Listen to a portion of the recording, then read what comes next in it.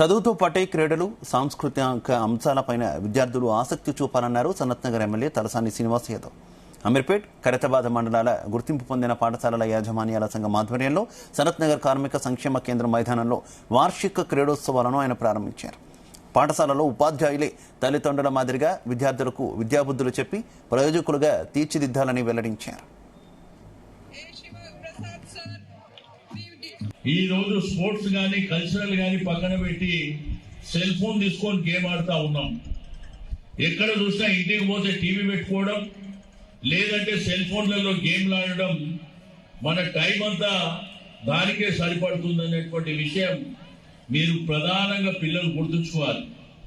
మీరు డెఫినెట్ గా స్పోర్ట్స్ ని మీరు ఎంచుకోవాల్సినటువంటి అవసరం ఉంది. అదేవిధంగా కల్చరల్, ఈరోజు కల్చరల్లో కూడా చాలా రకరకాల కార్యక్రమాలు ఉంటాయి.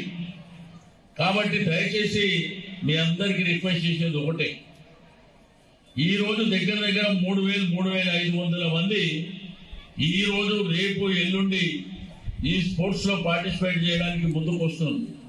వారందరికీ కూడా నేను మనస్ఫూర్తిగా అభినందనలు తెలియజేస్తా ఉన్నాను. దాంతో పాటు స్పోర్ట్స్ అనేది స్పోర్టివ్ గా తీసుకోవాల్సినటువంటి అవసరం ఉన్నది.